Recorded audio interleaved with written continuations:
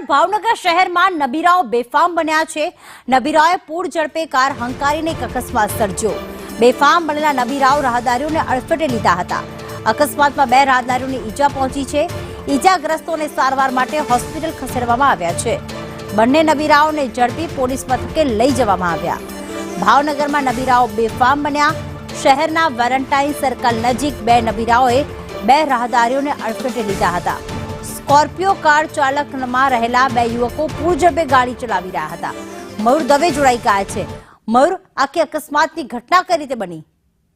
જી પ્રીતિ, ચોક્કસથી વાત કરીએ તો ભાવનગર શહેરમાં નબીરાઓ છે તે બેફામ બન્યા હોય તેવું લાગી રહ્યું છે, કારણ કે પોલીસનો કોઈ ખોફ ન હોય એવા દ્રશ્યો છે તે ભાવનગર શહેરમાં જોવા મળી રહ્યા છે। ત્યારે હાલ થોડા દિવસ પહેલા પણ ભાવનગર શહેરના લીલા સર્કલ પાસે એક સ્વિફ્ટ કાર ચાલકે 4 વ્યક્તિઓને અડફેટે લીધા હતા। ત્યારે વધુ એક વેલેન્ટાઇન સર્કલ પાસે 2 નબીરાઓ જે છે તે સ્કોર્પિયો ગાડી લઈને જઈ રહ્યા હતા। પૂર ઝડપે ગાડી ચલાવી રહ્યા હતા ત્યારે 2 રાહદારીઓ અને એક એક્ટિવા કારને અડફેટે લીધું હતું, જેમાં બે યુવકો છે તેને ગંભીર ઇજાઓ પહોંચતા સારવાર માટે તેને સિવિલ હોસ્પિટલમાં ખસેડવામાં આવ્યા હતા। આજે અડફેટે લેવાનો જે બનાવ બનતા લોકોના ટોળા છે તે એકઠા થયા હતા, તેને લઈને પોલીસ પણ ઘટનાસ્થળે દોડી આવી હતી અને જે સ્કોર્પિયો કારમાં રહેલા બંને યુવકો છે તેને પોલીસે રાઉન્ડ અપ કરીને પોલીસ મથક ખાતે લઈ જવામાં આવ્યા હતા। એટલે કહી શકાય છે કે ભાવનગર બેફામ બન્યા છે। આભાર તમામ વિગતો માટે।